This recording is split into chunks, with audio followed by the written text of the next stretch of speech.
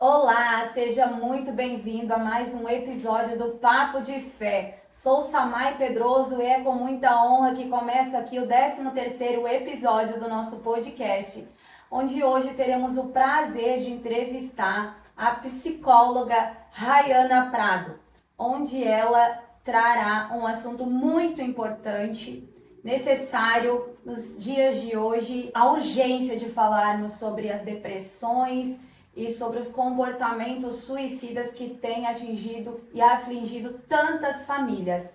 E hoje, nesta entrevista, neste bate-papo, nós falaremos para você como a medicina e a fé podem se unir para ajudar essas pessoas. Então, seja muito bem-vinda, Rayana. É um prazer poder te entrevistar e fica à vontade para se apresentar. Muito obrigada, Samay, pelo convite. Fico muito feliz de estar aqui contigo. Agradeço pelo convite. É uma oportunidade sempre que a gente puder falar sobre fé, sobre psicologia, sobre medicina e especialmente sobre suicídio. E não sobre o suicídio, mas como prevenir o suicídio, como Sim. não chegar ao sofrimento que é o suicídio, né? Sim. O suicídio é um sofrimento silencioso. E quando a gente chega nele, é um resultado. É um resultado de uma história de sofrimento, um resultado de uma doença. O suicida, ele está doente. É uma morte por doença. Sim. Assim como tem tantas mortes por câncer, por AVC, por infarto, suicídio é morrer de doença. Sim. Morreu de doente de depressão. Então, a gente tem que falar sobre essa depressão, sobre as implicâncias, mas especialmente sobre a prevenção. Como que eu faço para sair de uma depressão? Quais são as ferramentas? Quais são as atitudes? Quem vai me ajudar? A gente vai falar sobre isso. É isso aí. Então, antes de começar a fazer as perguntas, essa nossa entrevista vai ser um pouco diferente do que eu costumo trazer aqui. A Rayana também é cristã, compartilha da mesma fé do que nós aqui do Papo de Fé, mas pela ética profissional, hoje ela vai ser bem profissional, né? E vai compartilhar o conhecimento que ela tem como psicóloga, que ela pode orientar você que de repente está passando por uma depressão e vai poder nos ajudar de forma completa, até para a gente poder também auxiliar os nossos amigos que estão passando por isso. Mas antes disso, Rayana, vamos conhecer um pouquinho da tua vida pessoal. Apresente-se para os nossos telespectadores. Quem é Rayana hoje? Então, eu sou Rayana Prado, eu sou baiana, eu vim morar aqui que em Torres, legal. Isso por causa do meu marido ele é gaúcho, Sim. E aí a gente se conheceu lá na Bahia e durante a pandemia ele falou, não, preciso voltar. Sim. E aí nós voltamos, moramos em Porto Alegre um tempo, e depois ele, não, vamos morar em Torres. Muito feliz. Sim. Eu morava em Porto Alegre, queria ficar em Porto Alegre, mas tá ok, vamos pra Torres. Sim. Viemos pra Torres, chegamos aqui, a gente se organizou pra casar. Nós saímos da Bahia na intenção de casar e casamos, eu engravidei, tive a Clara. Sim. Então, hoje eu me titulo, eu sou a Rayana, a mulher, mãe, esposa, cristã, psicóloga. E aí a gente vai conhecendo quem a gente é. Então, na psicologia a gente trabalha muito o autoconhecimento. Então, são coisas muito centrais na minha vida. É a minha família, a minha fé e a minha profissão.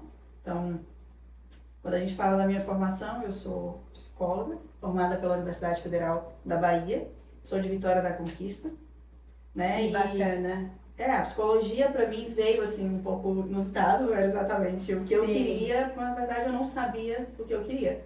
E aí eu fui pra fazer aquele vestibular e na inscrição tinha que fazer alguma coisa. Sim. A família cobrando, né? A educação toda foi voltada pra vai fazer faculdade.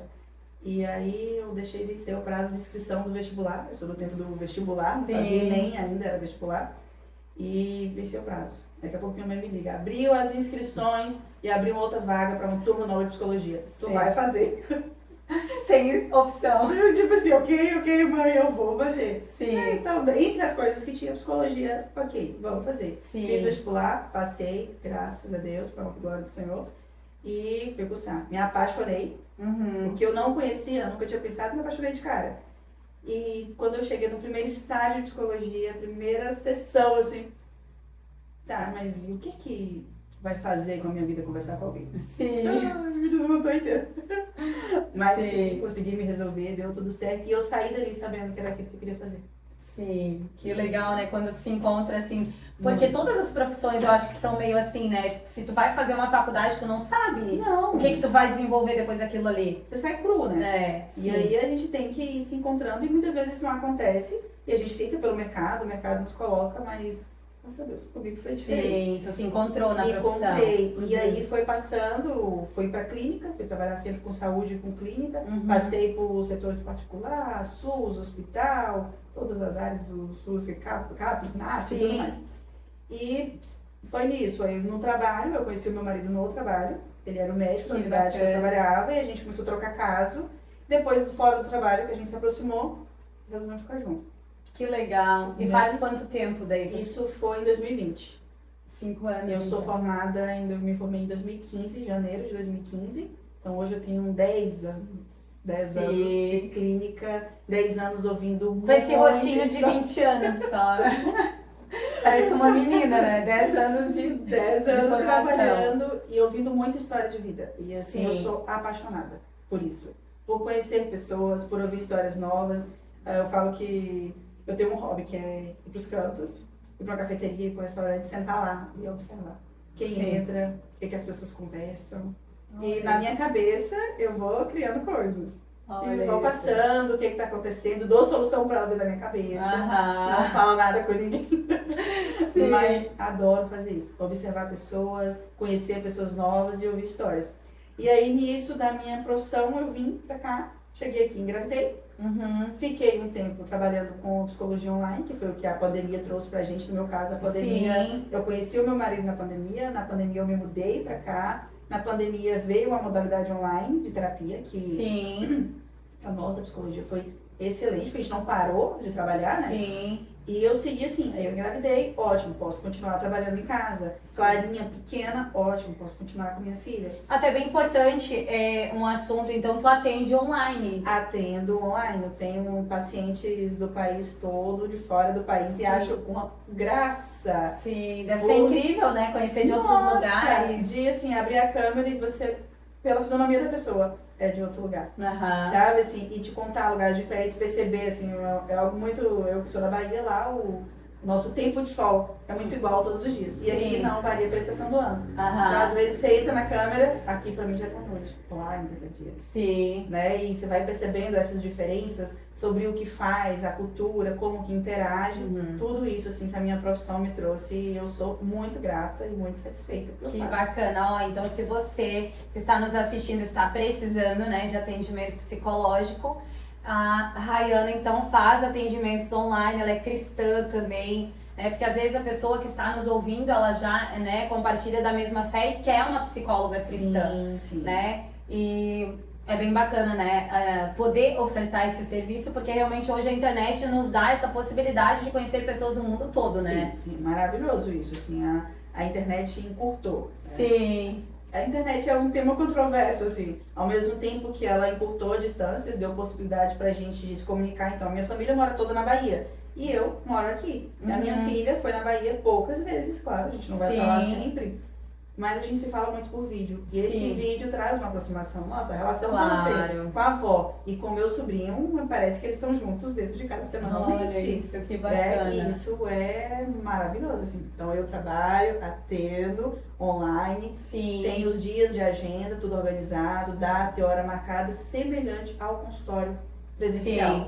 Então toda a organização, toda a dinâmica para manter essa organização, e isso dá oportunidade para todo mundo fazer terapia. Por quê?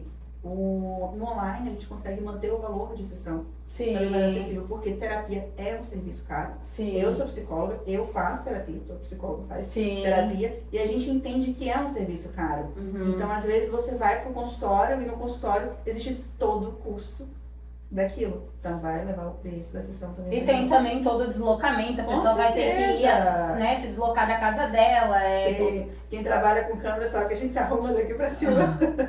Sim, em casa já é uma outra Em casa é outra situação. coisa. Você tá Dá aqui- pra encaixar num horário mais tranquilo, às vezes Com não tá no horário da certeza. clínica, né? Você tá em casa fazendo um trabalho, você encerrou aquilo ali, você entra. Tem Sim. paciente meu que deixa, muito engraçado. Ah, não, Renan, eu tô com a panela no fogo, vou ter que ir ali de vez em quando. Aham. Vai. A gente tá fazendo a sessão e bateu na porta. Vai atender. Sim. Tá tudo bem, porque a gente se adequa Sim, né? sim. A praticidade Aonde daquele. tem que dar. Exatamente. Eu sempre oro antes de trazer as pessoas aqui, né? E é o Senhor que me sempre toca no meu coração. Eu creio muito nisso, que é Ele que apresenta as pessoas, né? Ele não une pessoas, Ele une propósitos.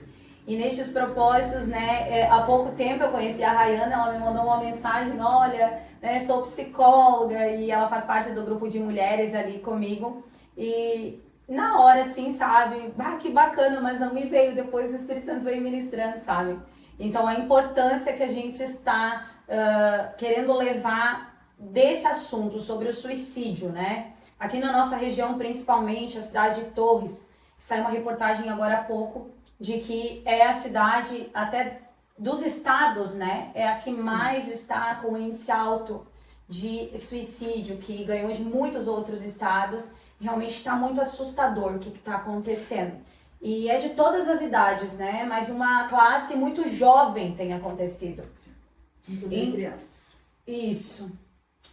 É muito triste. E o suicídio ainda é visto como um tabu, né? Quando a gente fala sobre isso, muita gente não gosta de tocar nesse assunto, de conversar, mas é necessário. Tem que ser falado de forma clara e responsável, né? E tu que lida com essas pessoas, Rayana, que estão ali desabafando, conversando, de forma geral, é claro que tu não pode compartilhar os assuntos que é falado, né? Mas de forma geral, como essa pessoa se sente? O paciente que chega, né, no consultório, a gente fala que ele tem um sintoma de ideação suicida.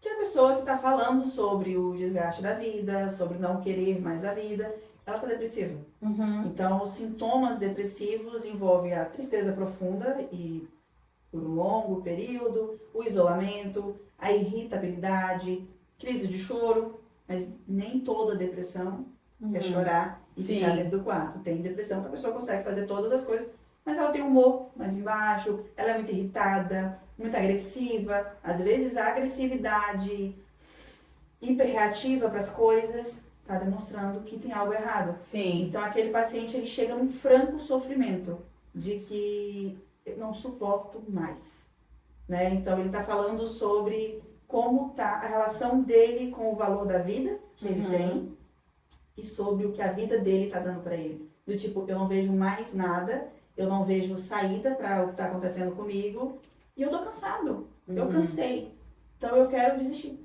E vem falando. Então, esse sintoma da ideação, ele tá próximo, né? Ele vem de mãos dadas com o sofrimento, com a tristeza, com o desespero, com a desesperança, que a gente vai chamar, né, os sentimentos de desesperança, sentimento de abandono, sentimento de rejeição, que é o adoecedor, que vai nos tornar num lugar de ideação, nos coloca nesse lugar e nos torna uma pessoa deprimida, uma pessoa doente. Depressão é uma doença. Assim como a gente adoece o corpo, né? Deus nos criou em corpo e mente. E Ele colocou suporte para tudo, para cuidar do nosso corpo, assim como Ele também colocou suporte para cuidar da nossa mente. Então, assim como Ele capacita na medicina o cirurgião para dar conta de abrir um corpo, e a gente olha para um corpo aberto e a gente só vê sangue, tudo vermelho, e o cirurgião consegue saber o que é cada coisa, Deus capacitou. Ele que deu conhecimento, Ele também capacitou um psicólogo. Né? Para conseguir levar esse tratamento, para conseguir ouvir, oferecer uma escuta, para construir uma forma de tratamento. E também a farmácia, né? Eu gosto de falar que Deus, a natureza dele é tão perfeita, e se tem uma lei da natureza que a gente aprende na escola muito cedo, é que na natureza nada se cria, tudo se transforma. Então, se a gente tem um remédio na farmácia, aquele remédio teve que sair de algum lugar.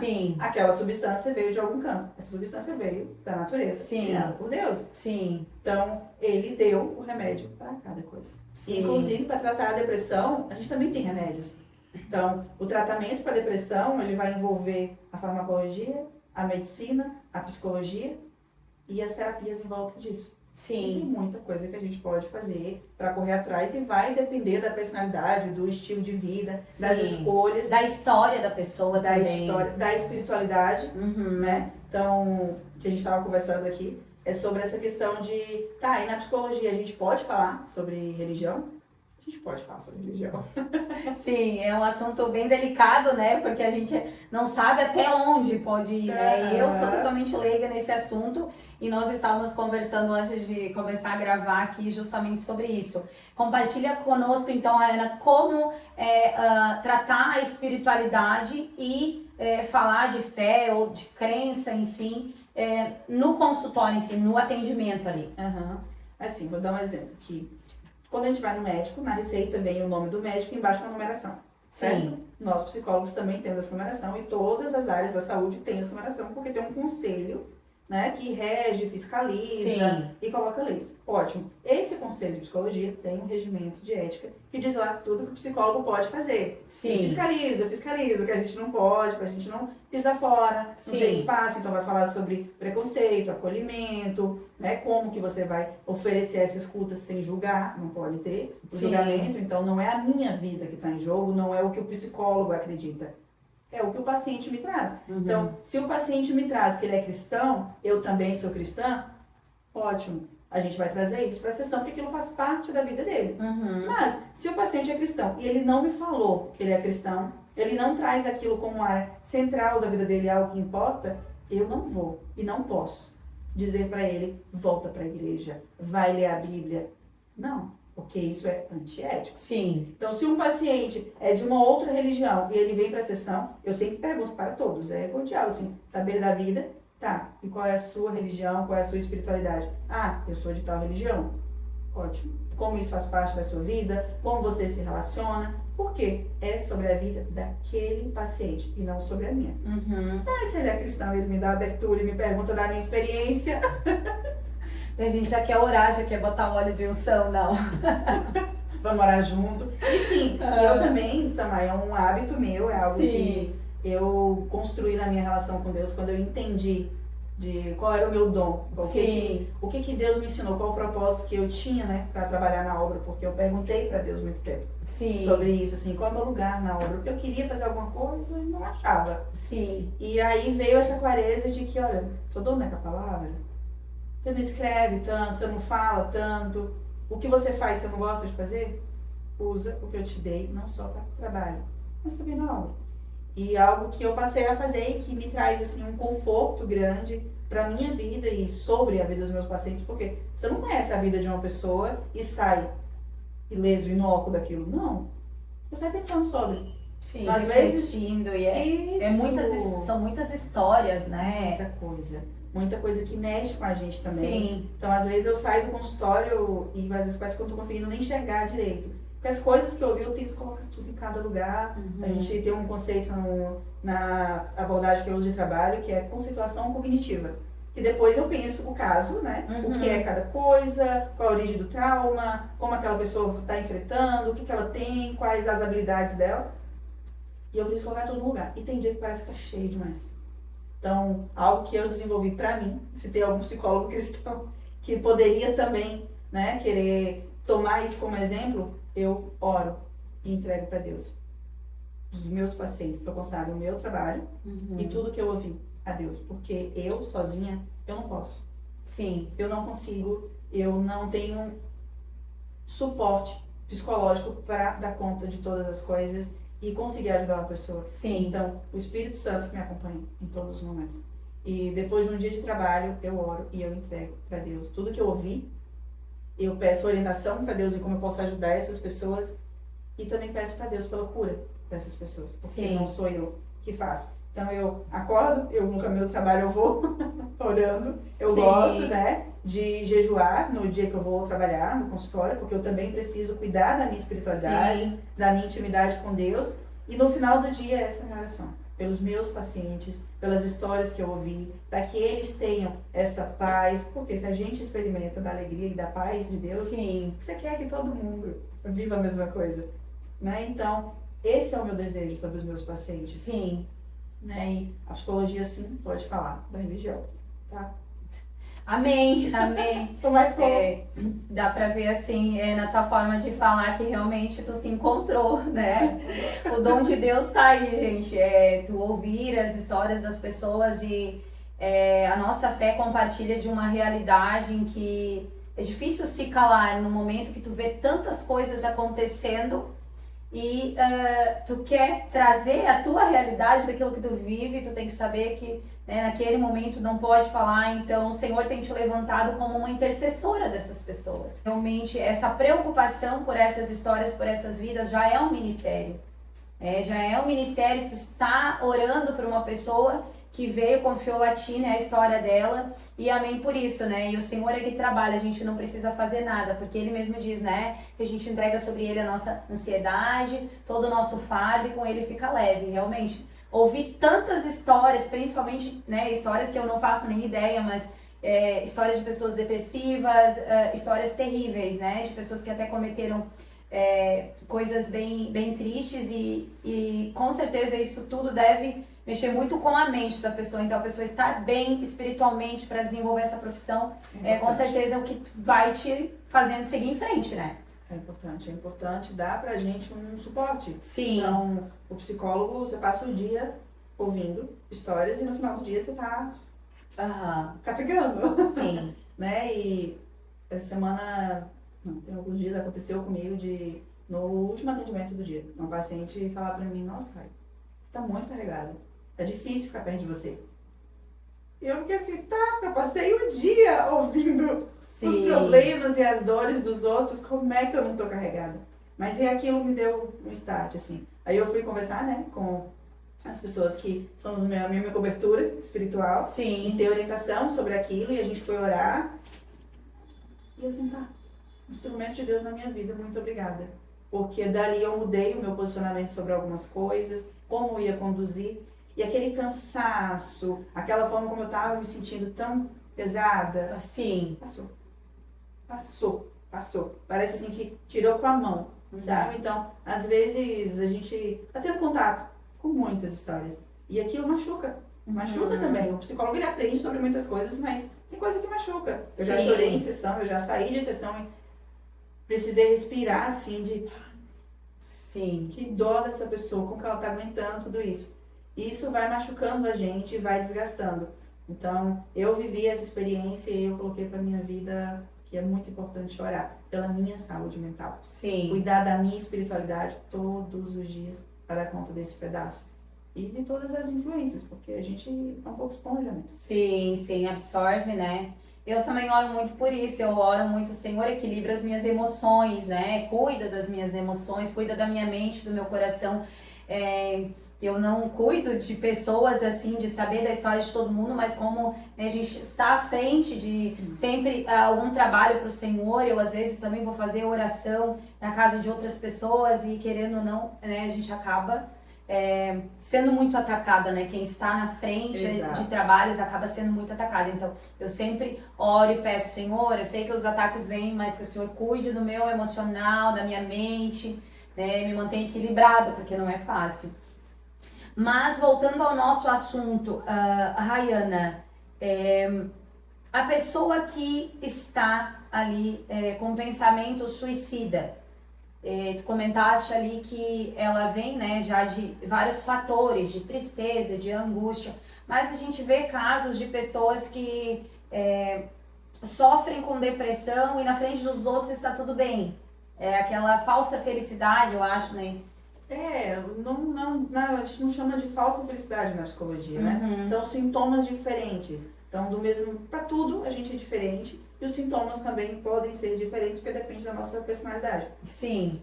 E muitas vezes, a pessoa quer disfarçar, ela não quer, né? Porque a depressão... Não quer que ninguém saiba. Exato, a depressão ela não é bem vista. Então, a gente não quer sair dizendo pra ele, porque eu sou deprimido, porque eu tô em depressão, porque eu tomo remédio pra depressão, porque eu tenho ideação suicida, eu tomo medicação pra controlar. A gente não quer falar sobre isso. Sim. E as pessoas não querem levar esse nome, esse rótulo. Então, muitas vezes vai ter, sim, um disfarce sobre aquilo. A pessoa, ela não é que ela tá disfarçando, mas ela quer evitar mostrar.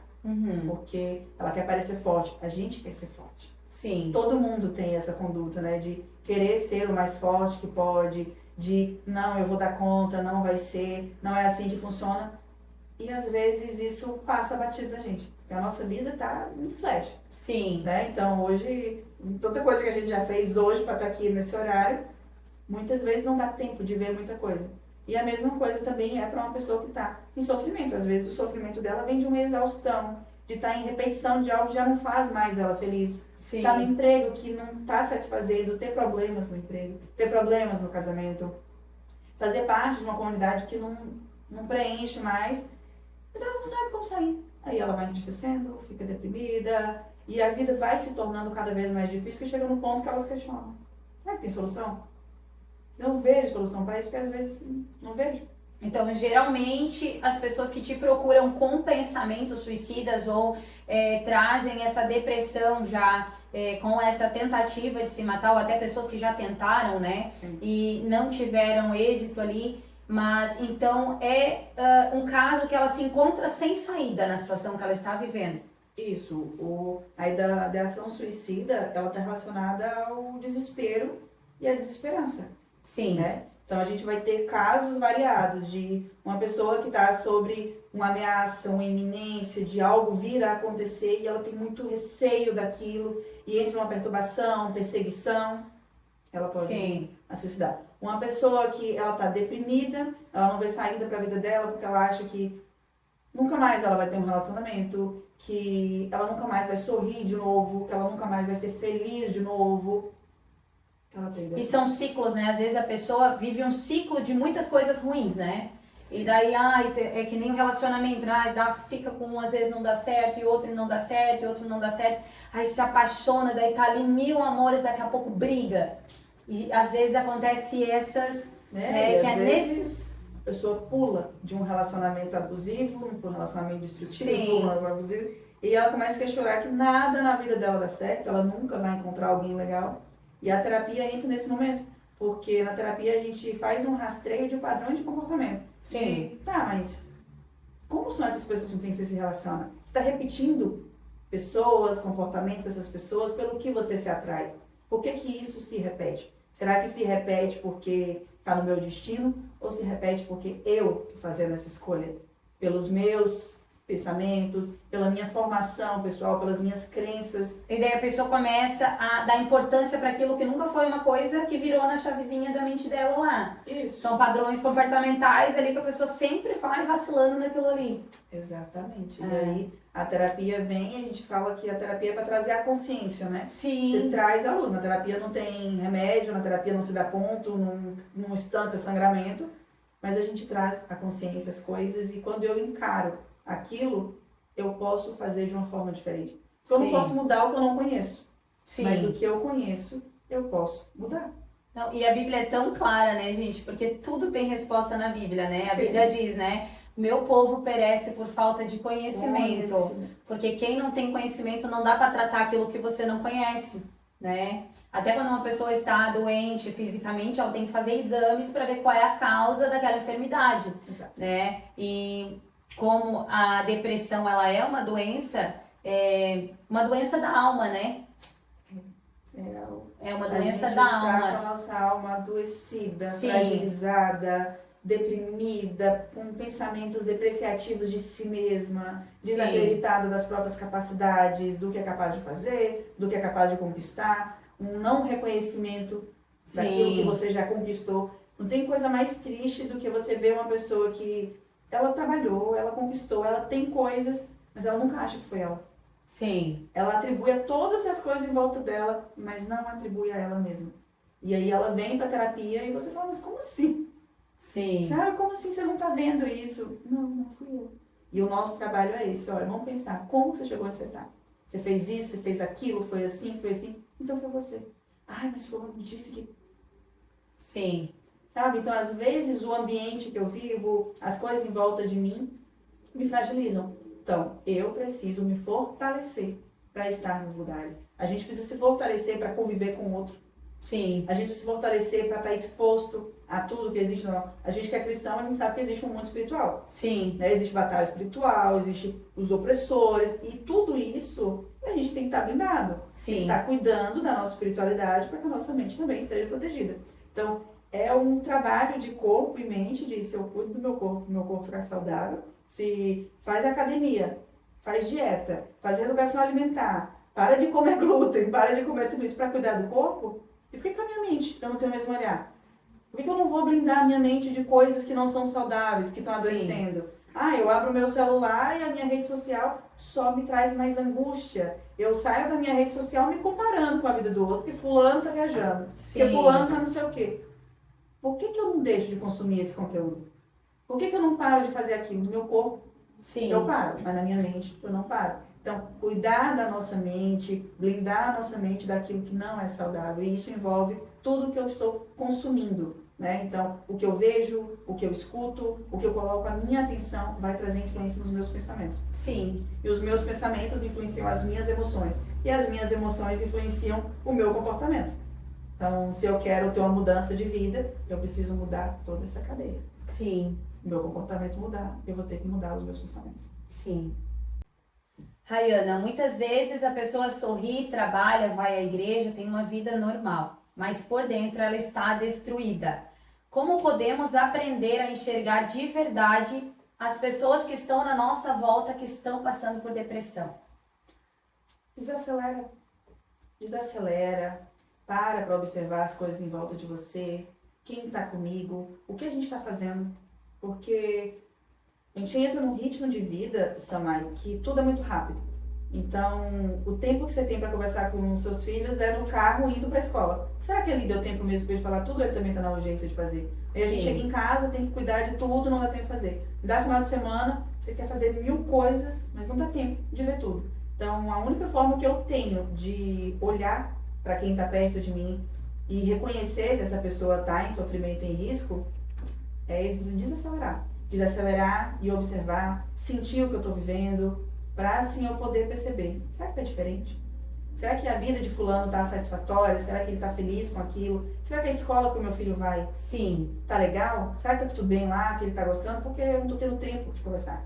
Será que o emprego do meu marido tá bom? Será que ele está feliz com o lugar que ele está? Ou ele está sobrecarregado? Ele chega em casa e eu sobrecarrego ele mais ainda. Por quê? Porque a gente tem coisas para dividir no nosso lar. Casamento é um tema puxado também, casamento. Então, o que eu diria é o desacelera, olha para as pessoas em volta de você e oferece escuta. De começar a perguntar, tá, o que você está achando lá da escola que você está? Você gosta de onde você está? Gosta do seu professor? Prestar atenção mesmo na pessoa, né? Exato. Eu tenho visto isso. Às vezes a gente está numa reunião entre amigas e quando vê tá todas mexendo no celular. E eu acabei me cobrando isso e faz um tempo já que mudei totalmente essa minha forma de ser, porque como eu sou corretora de imóveis, estava sempre no telefone, atendendo um, atendendo o outro. E eu comecei a largar o telefone e quando eu saio para tomar um café com uma amiga, eu largo o celular dentro da bolsa e eu vou ouvir aquela pessoa, o que ela tem para falar comigo. E quando a pessoa tá ali na minha frente mexendo no celular, eu ainda cobro. Não quero que esteja mexendo no celular porque tu vai tirar esse tempo comigo, não queria vir tomar um café. Então a gente tem que ter esse tipo de cobrança. Sim. Pra poder olhar de verdade para as pessoas que nem tu falou, né? É, claro. A gente passa tempo demais achando que aqui dentro da tela resolve. É a contradição da internet que encurtou, mas ao mesmo tempo aproximou quem está muito distante, mas afastou quem está muito perto. Sim. Porque eu me acostumo com quem está perto e aí eu deixo de olhar para essa pessoa. E como o celular oferece muito estímulo, é conteúdo, e você olha engraçado, daqui a pouco tem música, tem cor, você fica fixo naquilo. Aí quando você desliga, você pergunta, tá, o que eu aprendi? Nada, eu fiquei meia hora aqui, correndo, e não adquiri nada. Então, desacelera, olha para as pessoas em volta, observa como está a sua vida, como as coisas estão, como está a minha alimentação, como está o meu corpo. Em todas as coisas. A gente pode ver simplesmente quando a gente para e começa, exatamente, a observar o outro, e conversar, e oferecer escuta. Sim, exatamente, isso é muito importante, nossa, e essa era do celular, essa era da tecnologia que estamos vivendo hoje, aumentou muitos casos de suicídio. Não tem como não comparar na minha infância, que eu peguei ali ainda a época do telefone de tijolão, né, que eles recém tinham saído dos primeiros celulares. A gente viu, né, a chegada da internet e do celular, foi a nossa geração. Sim, foi a nossa geração. Não existia, eu não lembro de ter passado por uma pessoa, ter visto casos, assim, relatos de pessoas se matando, era muito raro. Era mais raro. Porque o que a gente acabou construindo? Um isolamento. Então hoje os adolescentes, eles ficam na tela, dentro do próprio quarto, no próprio computador. O adulto, ele fica no Netflix. Então eu quero sair no final de semana? Não, eu quero ficar afundada no sofá com um balde de pipoca assistindo Netflix. E tem uma série que eu vou poder passar vários episódios. Então quando a gente era adolescente, para você assistir uma série, você tinha que baixar episódio por episódio. E era lançado semanalmente. Sim. Então você não ficava horas ali fazendo aquilo. Era na época da locadora, né? Tinha que ela ia alugar um filme, né? Já era locadora. Pelo menos a gente tinha que sair até na locadora. Então, as pessoas se Sim. viam mais. E isso faz com que você tenha mais oportunidade de falar e de escutar. Sim. E agora a gente está em isolamento social, né? A gente experimentou disso na pandemia, quando teve o lockdown e todo mundo vai ficar dentro de casa, todo mundo vai parar de trabalhar, e as famílias foram para dentro de casa e as famílias começaram a não se dar bem. Sim. Porque tava todo mundo correndo, todo mundo trabalhando, cada um no seu celular, não convivia. E de repente, quando a gente passou a conviver, o problema veio. Teve muitos casos de divórcio e Muita coisa. famílias destruídas depois da pandemia, né? Então nós saímos da pandemia assim com um estudo social muito grande de o que a gente está fazendo, para onde a gente está caminhando, né? E muito traumatizados por isso, a iminência de morte que todo mundo vivia, né? De adoecer de Covid. Sim. Mas a questão do isolamento, da distância, ao mesmo tempo que eu estava distante de que eu estava acostumada a estar junto no trabalho, eu estava perto da minha família. Mas isso me deixava ansioso. Isso me deixava A desgastado. ansiedade, né? A ansiedade também é uma das causas que às vezes a ansiedade ela gera um descontrole emocional, ela gera uma compulsão alimentar, ela vai gerando transtornos ali em que a pessoa acaba pendendo para um lado, em que aquela ansiedade vai gerar depressão pelo fato de a pessoa comer demais também, não estar satisfeita com o corpo, como é que Sim. isso se desencadeia, como é que vai acelerando esse processo? A ansiedade, ela é uma função vital nossa, né? A ansiedade, a gente Sim. aprende isso muito cedo, que a gente depende da ansiedade, dos gatilhos de luta e fuga, ok. Mas essa ansiedade adequada. Quando ela passa para uma ansiedade inadequada, patológica, é porque ela começa a te trazer prejuízos de vida. Sim. Então, todo mundo é ansioso em alguma medida. Ansiedade antecipatória. Amanhã a gente vai viajar. Criança Sim. não dorme. Sim, Né? e é natural daí. E é natural e é importante. Você vai dar uma palestra. Sim. O rebuliço é normal, a gente precisa daquilo porque aquilo faz com que você invista tempo, sabe? Te dedique, coloque mais atenção. Então a ansiedade ela é importante. Mas quando ela passa do ponto, que ela entra numa ansiedade patológica, ela vai te trazer sofrimento. Sofrimento, franco sofrimento. Sim. Assim. A pessoa sua, ela não consegue fazer, ela não consegue se movimentar, ou então a pessoa que paralisa e ela trava totalmente, não consegue se mover, os desajustes intestinais que acontecem muito, Sim. né? O roer unhas ou a compulsão alimentar. Tudo isso é sintoma de ansiedade que vem trazer prejuízo na sua vida. Que pode ser prejuízo no relacionamento, prejuízos na vida pessoal, prejuízo na vida profissional. Por quê? Se eu não consigo ter estabilidade para conversar contigo, eu não consigo ter estabilidade para cuidar de mim, para cuidar da minha casa, eu sou excessivamente preocupada, eu tô sempre achando que alguma coisa vai acontecer, tá sempre assustada. Isso vem trazer prejuízo. Isso, a longo prazo, crise de ansiedade, preocupação, eu começo a não gostar de mim. Eu Sim. começo a ficar triste com aquilo que eu vivo, eu começo a ficar sufocado com aquela sensação de necessidade o tempo inteiro. E vai me levando a um caminho da depressão. Sim. Infelizmente, a ansiedade não tratada, ela leva à depressão, porque você começa a ter prejuízos na sua vida. E começa a se tornar muito cansativo Muito também, né? exaustivo. É exaustivo porque a pessoa ansiosa, ela não relaxa. Sim. Ela não consegue relaxar e respirar. ela E tá sempre algumas até, dependendo, desenvolve outros quadros de vícios. O cigarro, ele é relaxante. Daí a bebida também. Eu vou relaxar, então eu vou beber. E aí já parte para outros caminhos. A gente fala na psicologia que toda necessidade esconde uma falta. Sim. Todo excesso esconde uma necessidade. Então, é muito importante se observar o que na minha vida eu estou fazendo demais. Será que tem alguma coisa que está demais?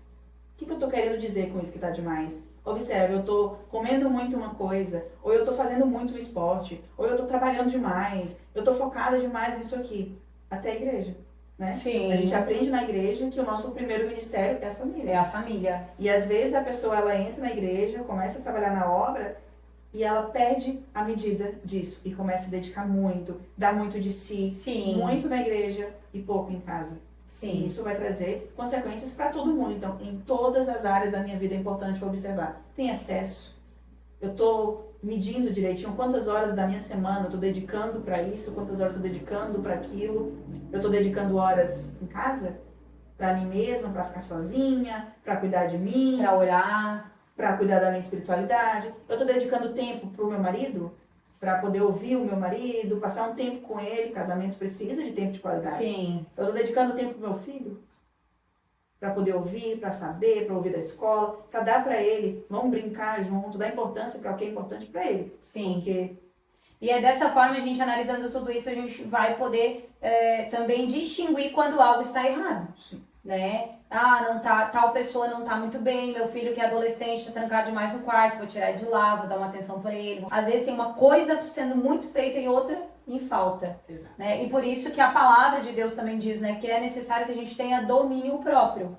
Porque é um fruto do Espírito Santo e o domínio próprio ele vai te dar esse equilíbrio, né? Sim, De tu ser manso, tu ser amável, tu se colocar no lugar do outro, e com o domínio próprio a gente vai poder dominar todas as áreas da nossa vida. Eu não posso comer demais, eu não posso beber demais, eu não posso festejar demais, eu não posso ir demais na igreja. Eu tenho que ter tempo para todas as coisas. Todas as coisas. Perfeito.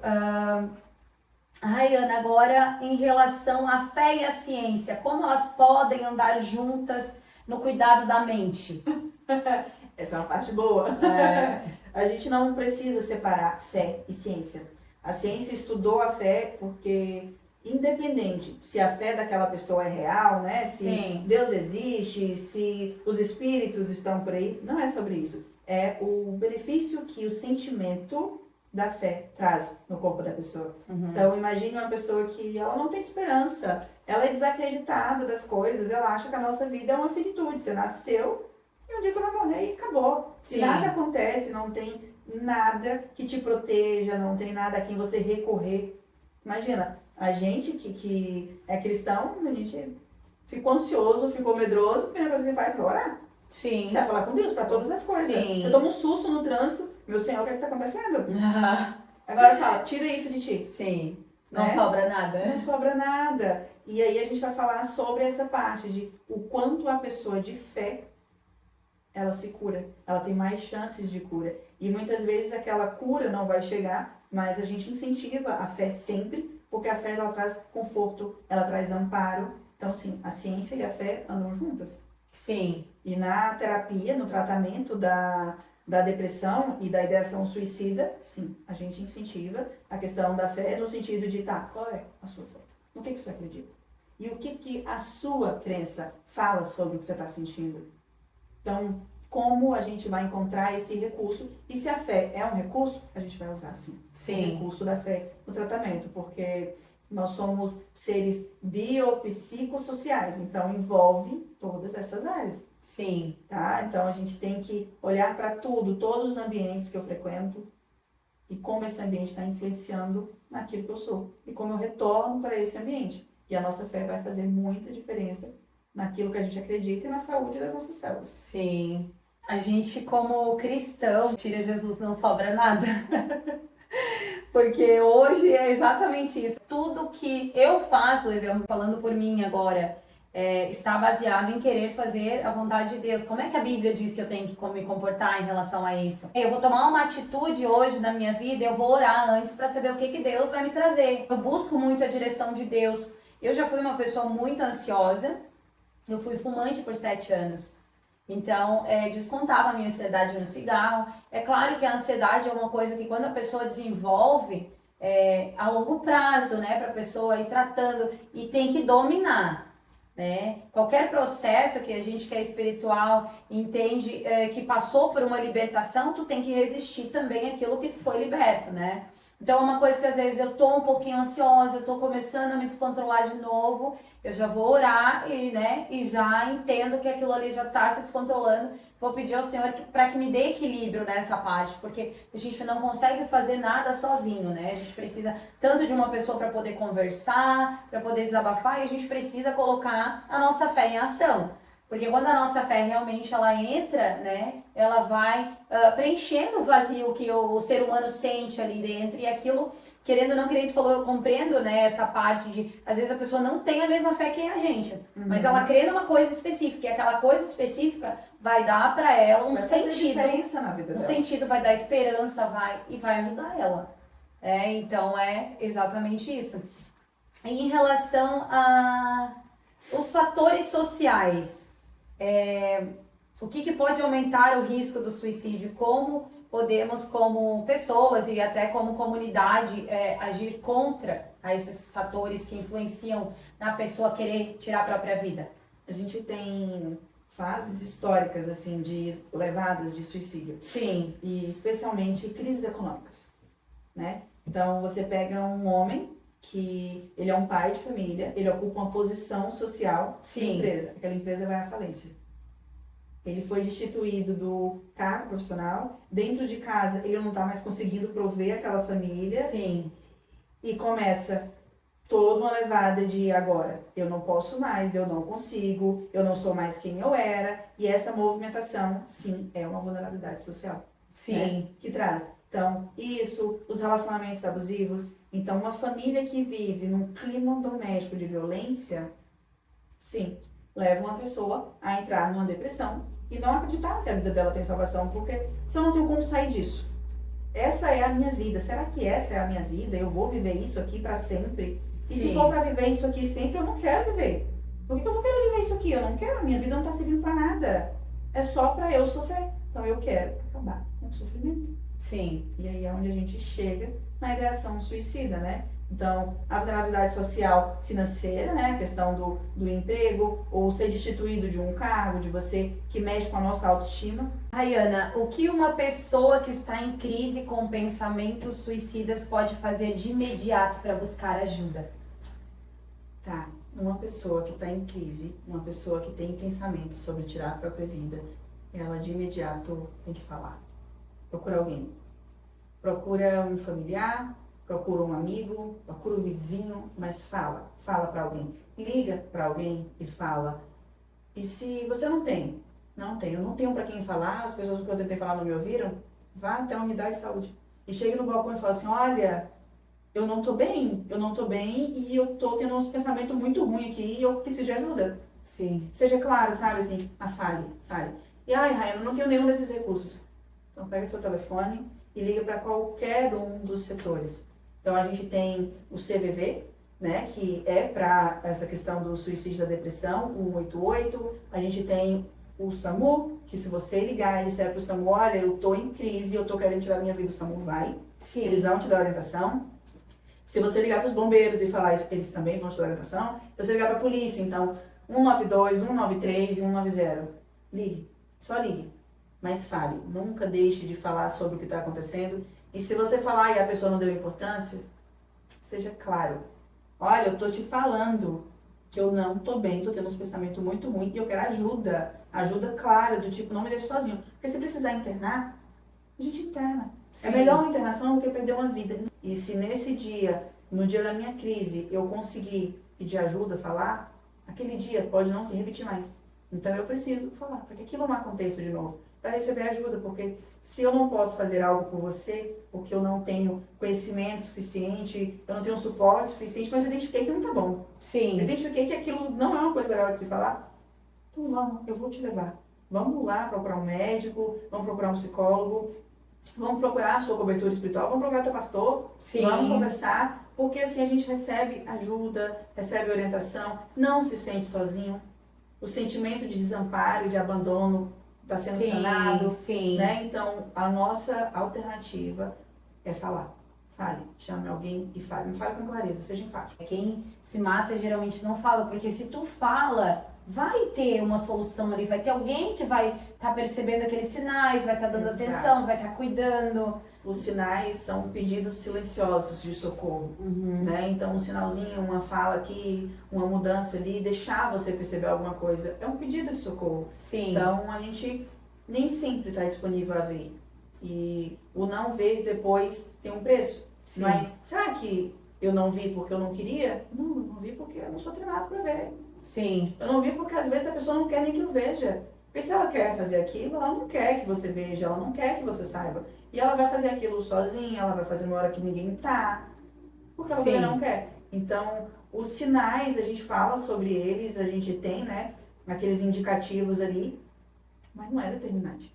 Sim. Não é determinante. E quando a pessoa te mostra os sinais e ela quer te falar, é porque ela tem a ideação, mas ela não quer morrer. Ela não quer. Ela não quer morrer. E daí, tu consegue identificar, como cristã agora, né? Tu consegue identificar quando é algo mais espiritual que a pessoa está sofrendo esses ataques ou se ela já vem de um quadro de depressão, uma doença física que não é espiritual, digamos assim. Nossa, Samai. São bem parecidos.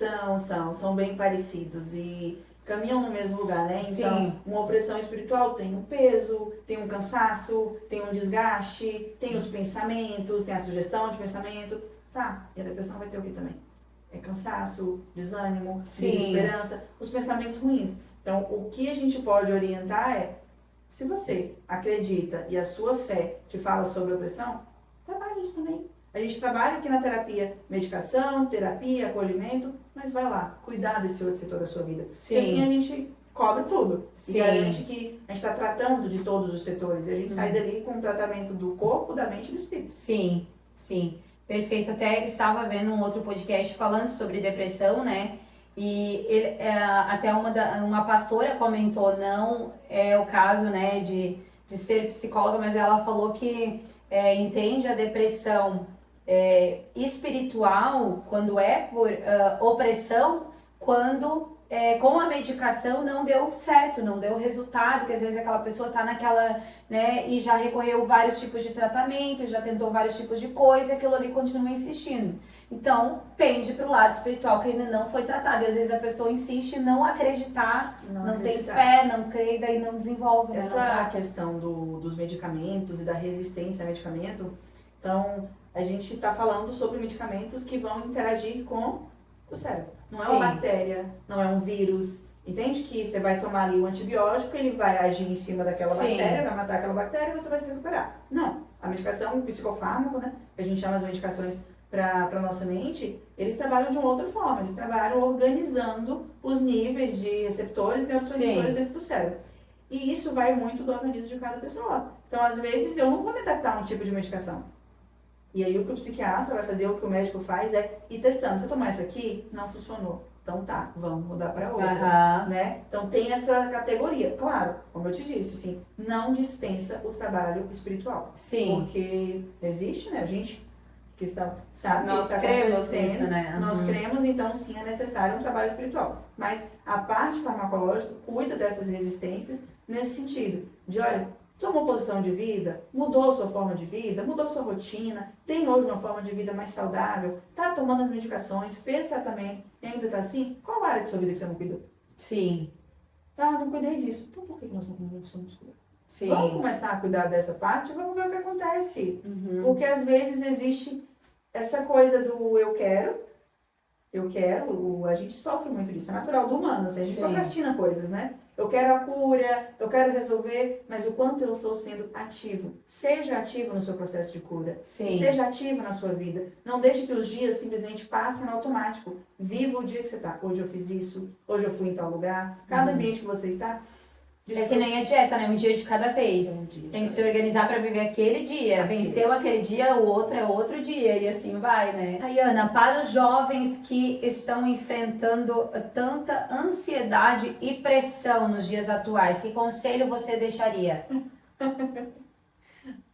O mesmo conselho que eu disse antes. Desacelera e fala. Então, sai um pouco daqui e começa a fazer coisas ao ar livre. Sai um pouco da tela, do isolamento e comece a ter atividades. Então, eu vou experimentar cozinhar, vou convidar uma amiga para um café. Vou, ao invés de assistir Netflix, vou convidar uma amiga para ir no cinema.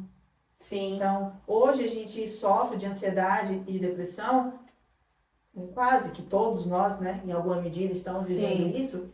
E aí, o que eu estou fazendo? Será que há algo na minha vida que eu estou repetindo que está me levando para esse lugar? Então, vamos rever. Reveja a sua rotina, reveja o que você faz. Estou cuidando de todas as áreas, eu tenho uma vida saudável?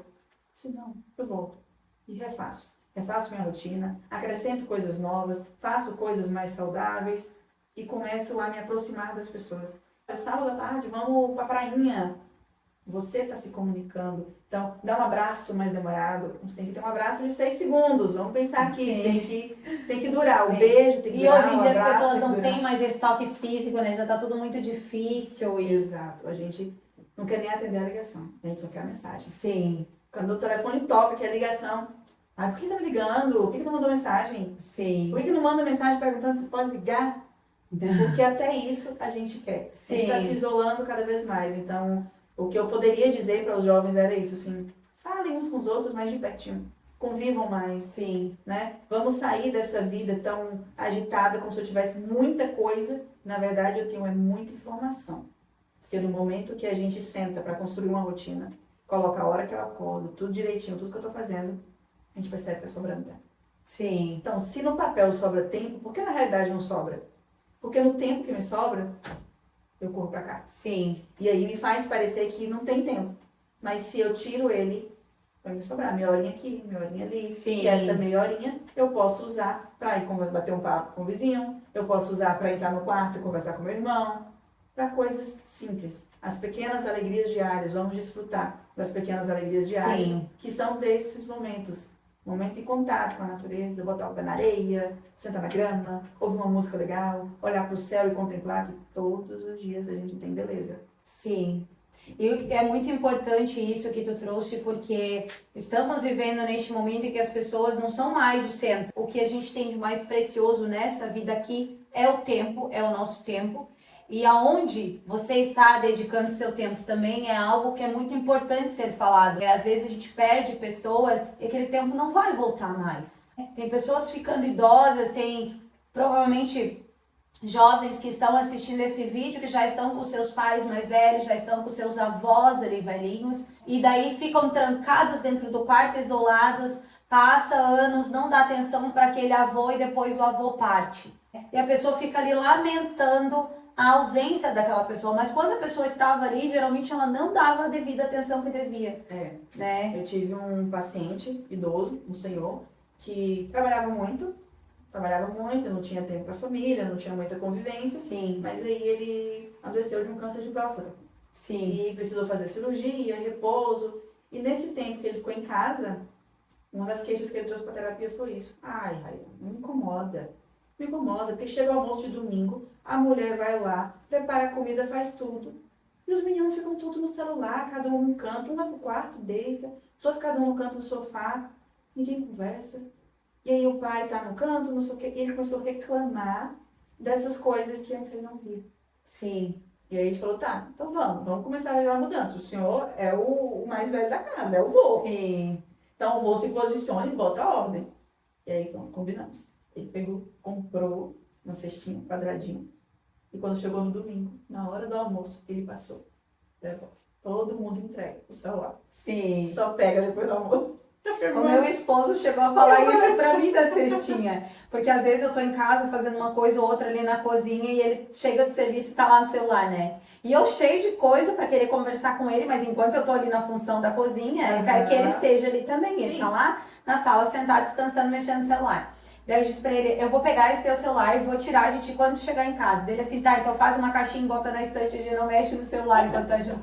Pra gente poder começar a ouvir as pessoas. Sim. Porque às vezes tu tá tão acostumado que tu tá ali com a pessoa falando e tu indo mexer no celular, né? Então, pra gente voltar pra dentro das nossas casas pra prestar atenção nas pessoas que são importantes pra nós. Independente da fé, independente de religião, esta vida aqui, né? O tempo que você tem de vida tem que ser valorizado com as pessoas que importam de verdade, sim, né? Sim. Não com as pessoas que estão passando lá no Instagram ou com as pessoas que estão nas redes sociais, que estão vivendo a vida deles e o que é verdadeiro mesmo não está sendo postado.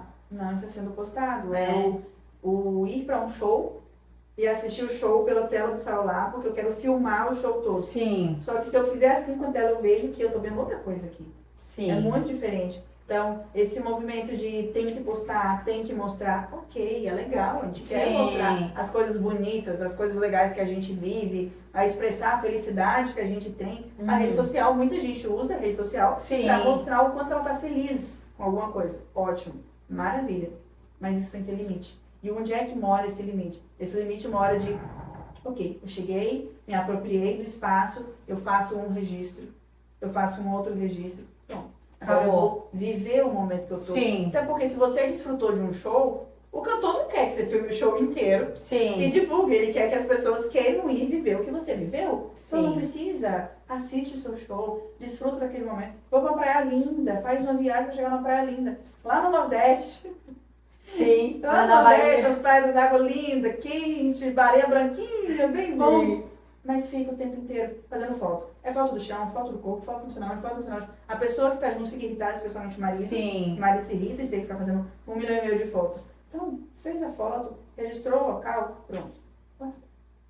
Vamos ficar gente junto. Sim. Tem pessoas que viram obcecadas, né, nessa parte de eu faço 1000 fotos, às vezes não gostei de nenhuma e tal, e precisa ser tratado, é tudo com equilíbrio, que nem a gente falou antes aqui, né? E a Rayana, voltando para a parte ali do nosso assunto principal aqui, e para as famílias que perderam algum ente querido pelo suicídio, como lidar com essa dor tão profunda? O que a pessoa deve fazer em relação a isso? Sim. Primeiro, eu sinto muito, né? É uma tristeza muito grande. A família de alguém que cometeu o suicídio, ela também sofre, ela morre um pouquinho, porque entra nos questionamentos. Porque por que fulano fez isso? Sim. Como pode ele ter feito uma coisa dessa? Ah, mas como que eu não vi? Onde é que eu estava? E começa a culpa, os questionamentos, a busca por uma resposta. Não existe resposta. Sim. Né? O que a gente conduz em terapia é de entender que a pessoa estava doente. Ela estava doente. A gente não chega ao ponto de querer tirar a nossa vida. Nós somos seres feitos para a vida. A gente tem pulsão de vida. Né? Deus nos deu vida e só Ele pode tirar essa vida. Sim. E aí, naquele momento, a pessoa chegar ao ponto de ir contra a natureza dela, é porque ela está doente. Você tem que estar doente para viver isso. Então, é o entendimento de que, olha, ela está doente. Sim. E que morrer de suicídio é como morrer de infarto. Você não podia fazer nada sobre aquilo. Ninguém podia fazer nada sobre aquilo. Sim. E quando a gente pode fazer, a gente faz. Ninguém quer perder uma vida. Né? Dentro de um hospital, de um pronto-socorro, ninguém quer perder uma vida. A gente faz de tudo para manter aquela pessoa viva. Sim. No consultório de saúde mental é a mesma coisa. Ninguém quer perder uma vida. Eu, graças a Deus, não vivi a experiência de nenhum paciente meu vir a cometer suicídio. Assim, eu agradeço ao Senhor por isso. Né? Mas eu sei que é um risco, que os meus colegas já viveram isso. Muitos casos acontece da pessoa estar em terapia e sair da terapia. Sim. Suicídio. Porque ela, mesmo ela tendo terapia, ela viu que ainda assim ela não queria. Então, quando a gente não tem o que fazer. Né? Sim. É lamentável, é triste, mas aquilo acontece. E aquela pessoa, ela morreu de uma doença. Ela estava doente. Sim, a culpa deve atingir as famílias de forma completa, né? É uma catástrofe, assim. Ela devasta uma família. Famílias se partem depois de uma coisa dessa, porque um olha para o outro e pergunta, como você não viu? Sim. Você estava em casa, como você não viu? Né? Quando são jovens e quando são adolescentes. Tipo, os pais estão na sala, a mãe está na cozinha, o pai está na sala assistindo futebol. O adolescente se enfoca no quarto. Jesus. E na hora de dormir, você chega lá, sabe? Então, os medicamentos que estão ali para poder tratar, de repente, tá todo mundo ocupado fazendo uma coisa, chega de manhã, a pessoa não acordou. Quando vai olhar, tá a carteira inteira vazia. Ela tomou todos os benzodiazepinas. E não vai acordar mais. Né? Então, assim, é muito triste e a gente não tem que se questionar porque não há resposta. Não há resposta para aquilo, não tem como eu saber. Então, os sinais são pedidos de socorro. E se é um pedido de socorro, é porque a pessoa não quer. Sim. Então, quando a pessoa não quer, a gente tem que fazer. Mas quando aquilo está acontecendo, eu vou fazer o quê? Eu não vi, eu não estava lá. Porque se eu estivesse, eu não teria deixado. E quando ela quer fazer, ela vai ficar em silêncio, né? Que nem a gente conversou. E ela vai maquinar na mente dela ali e vai colocar em prática no momento, geralmente, que ninguém tá ali junto, né? Exato, ela não vai fazer na frente das pessoas. Sim. O ideal é, eu tô vendo uma pessoa, ela tá deprimida, eu sei que ela tá em depressão, acende o alerta. Cuida mais, fica mais atento, fica perto. Porque se os sinais estão aqui, eu não preciso esperar chegar lá na ideação para pensar em ajudar aquela pessoa em fazer alguma coisa. Eu posso agora, que eu tô vendo, ó, fulana deprimida, eu tô vendo que nessa semana fulana tá mais com um descontentamento com tudo. ela tá mais desesperançosa. Vou dar mais uma atenção. Vou ficar mais dedicada a ela. O que a gente não deve falar para uma pessoa que está em depressão? Boa, essa é boa. O que a gente não deve falar para alguém que está em depressão, para alguém que vem falando sobre a ideação suicida é: para de falar essas coisas. Você está falando um monte de besteira. Não, ninguém fala isso. Isso não existe, isso é falta de Deus. Essa chega a doer. Sim. Né? Porque qualquer fala que eu emitir para essa pessoa que vai descredibilizar o sentimento dela. Eu vou diminuir o sentimento dela. Eu não legitimo o sofrimento daquela pessoa. Toda forma de sofrimento tem que ser reconhecida. Então, o sofrimento de um adolescente é diferente do meu. Sim. Porque as vivências da vida dele são diferentes das minhas. Mas não quer dizer que não é sofrimento. Então, às vezes o adolescente tá lá sofrendo, se rasgando pela paixãozinha da escola. Sim. E aí ele tá reclamando e não sei o que, e escuta: ai, para de chorar, não sabe o que é problema é ter que pagar conta, você nem tem boleto. Sim. Não façam. Não façam. É importante que a gente pense, tá, qual é o momento de vida que essa pessoa tá? E aí eu vou começar a entender o sofrimento dela. Porque uma criança também sofre, uma criança também tem sofrimentos. Sim. Um adolescente tem sofrimentos de vida adolescente. Adulto tem sofrimento de vida adulta. Idoso tem sofrimento de vida idosa. Aposentadoria. Aposentadoria é um grande fator social. Sim. Porque tá vindo de um ritmo de vida, né? Você tá ali com uma rotina, passa o dia inteiro ocupado, sentimento de produção, e de repente tem uma ruptura. Aí passa os primeiros meses. Daí começa a se desfruto. sentir inútil depois, né? Isso, porque no começo você desfruta. Desfruta de poder acordar a hora que quer, desfruta de viajar, Sim. desfruta da beleza de receber um dinheiro sem ter trabalhado, tudo. Mas e quando isso passa? E quando acomoda? E quando abaixa a maré?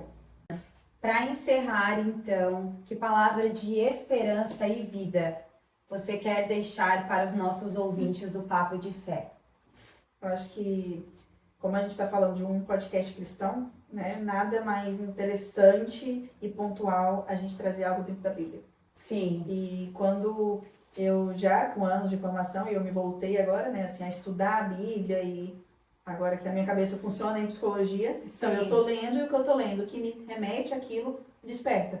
E eu encontrei muitas respostas sobre isso dentro da Bíblia, né?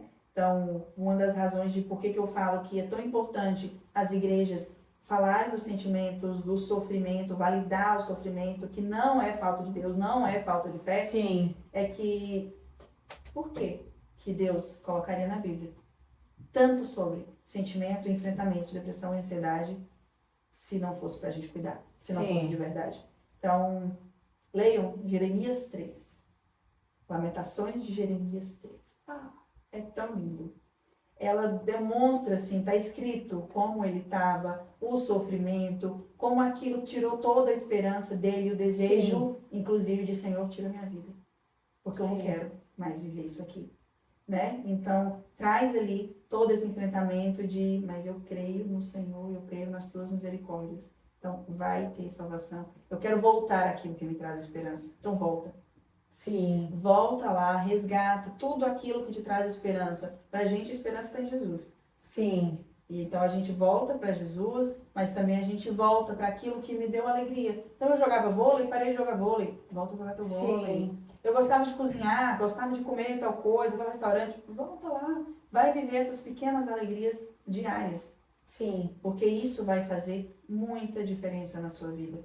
Porque mesmo que eu não esteja em plena felicidade, mas o poder de uma satisfação mínima de comer uma coisa que você gosta muito, de chegar num lugar que você gosta muito, de, por exemplo, chegar numa plantação de laranja na época da florada e sentir aquele cheiro, faz muita diferença. A gente que mora na praia, ir pra praia, só ir pra olhar pro mar, pra ver um pôr do sol bonito. E a vida é feita disso, né? Não tem como a pessoa achar que ela vai ser feliz a vida toda. A felicidade são pequenos momentos, né? E temos momentos de tristeza, momentos de depressão. Todos nós temos algum momento em que a gente já se viu assim desesperado em alguma situação que parece que não tem saída. E assim como tu falou, né? A gente vê na própria palavra de Deus vários, e agora me veio à mente também o profeta Elias. Quando entrou na caverna e ele estava sendo perseguido, ele não via saída para aquilo ali e ele quis morrer ali. Ele pediu a morte. Então, quantas pessoas, mesmo sendo muito usadas por Deus, tendo comunhão com Deus, se viram numa situação em que achavam que a morte era a saída? Elias, Jeremias, Sim. Davi, Salomão. Sim. Você vai puxando, porque o Senhor nos trouxe sentimentos. Ele nos criou dotados de sentimento. E Ele sabia que esse sentimento podia nos adoecer. Se você se encontra num quadro de depressão, ou se você tem algum familiar que está passando por isso, dê atenção a essa pessoa e ore, busque no Senhor, fortaleça a sua fé, edifique, porque essas pessoas da Bíblia que a gente comentou, né, que também passaram por essa situação, mesmo pedindo ao Senhor para que viesse a tirar a vida deles, mas nunca foi uma opção eles tirar a própria vida, porque a nossa vida, ela pertence a Deus. Foi Ele que nos deu e é Ele que pode tirar, Ele que sabe qual vai ser o nosso último dia, né? E não se trata só da nossa vontade ou do momento que a gente está vivendo, mas as pessoas que ficam na nossa volta, as pessoas que nos amam, as pessoas que querem o nosso bem, que se doaram. Quando um filho tira uma vida, né, sendo ele adolescente ainda, ele acaba matando uma mãe junto. É um pedaço de É uma mãe junto, porque nós nos doamos tanto na criação de um filho. Eu tenho um filho de 19 anos. Já teve casos dele falar, ai mãe, não tô me sentindo muito bem, tô meio deprimido, querer se isolar no quarto. E a gente tem que dar atenção para esses detalhes, porque uma decisão errada pode tirar um pedaço do nosso mundo. Sim, sim. É importante a gente parar para observar as pessoas. Sim. Então, me observar, claro, é importante cuidar da nossa saúde mental, Sim, da nossa espiritualidade, mas também olhar para fora e o mundo em volta de mim, a minha casa, o meu trabalho, os lugares que eu frequento, como que as pessoas estão. temos que ter muito cuidado também com as palavras, para não ofender, não entristecer, que a gente possa proferir palavras de vida e não de morte. Sim, porque às vezes a gente pode, por um descuido, por um deslize, estar sendo também uma das pessoas que está ali semeando na intenção de alguém se matar. Então, ainda que eu não tenha a intenção de machucar uma pessoa, eu posso machucá-la mesmo não sabendo que eu estou machucando. Sim. Então, se eu estou vendo uma pessoa que ela é mais frágil, naturalmente, ela é mais frágil. Sim. Então, exemplo, na minha casa, eu tenho uma personalidade, minha irmã tem outra. A minha irmã, ela é mais frágil. Sim. Então, tem coisas que pra mim é tipo... Nada a ver. Para ela vai ser mais difícil, Sim. né? Então, o enfrentamento que cada pessoa tem do mundo, das dificuldades, dos problemas é único e é particular. Sim. Por isso que na terapia a gente quer primeiro conhecer a pessoa. Então, primeiro você conhece a pessoa, você entende como ela enxerga o mundo, para aí você trabalhar com ela, tá? E como a gente vai passar por isso, como a gente vai enfrentar essa parte, para que seja de uma forma dela. Eu não posso, Rayana, que enfrento o mundo do meu jeito, com a minha força, com a minha forma de fazer, querer que a Samai faça do mesmo jeito. Nós somos pessoas diferentes, que temos histórias de vida, famílias diferentes, fomos ensinadas sobre o mundo de forma diferente. Então, a gente precisa conhecer o outro e entender que todo sofrimento é verdadeiro, ele tem que ser validado e tem que se pensar como que essa pessoa vai passar por isso. Eu passarei de um jeito, pode ser que ela precise de um jeito diferente. E o jeito dela pode ser mais lento, o jeito dela pode ser mais choroso, mas ela vai precisar de suporte, da mesma forma. Sim. Cuidar de pessoas, aprender a dar valor verdadeiro para as pessoas, valor real, né? E é isso aí, então. Chegamos ao fim de mais um Papo de Fé. Quero agradecer de coração a nossa convidada especial, a Rayana, por trazer esse assunto tão delicado com tanta clareza e sabedoria. É um prazer conhecer um pouco mais também, poder conversar contigo um pouco mais. Nós tivemos pequenos contatos, né? Sim. Mas o Senhor oportunizou esse momento. Muito obrigada mesmo por essa conversa. E em outro momento eu vou convidar ela para vir aqui, de repente ainda neste mês de outubro, para falar um pouquinho do nosso Outubro Rosa também. De um outro assunto, senão esse vídeo aqui vai ficar muito extenso.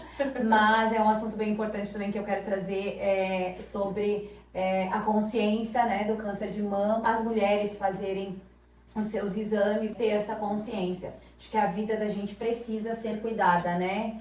E Agradeço também a você que nos acompanhou até aqui no Papo de Fé. Comente, curta esse vídeo, compartilhe, se inscreva no nosso canal e que o Senhor esteja aí com você no seu lar, cuidando da sua família, que o Espírito Santo possa estar conduzindo a sua fé e toda a sua família. E se tiver alguém aí na sua casa sofrendo com depressão, se você precisa de uma oração, escreva aqui para nós também, que nós estaremos intercedendo pela sua vida. Você não está sozinho. Primeiramente, está sempre com Deus, porque o Senhor está sempre conosco, mas estamos aqui também se você precisar conversar, precisar de uma oração. Fique com Deus e até o próximo Papo de Fé. Tchau, tchau!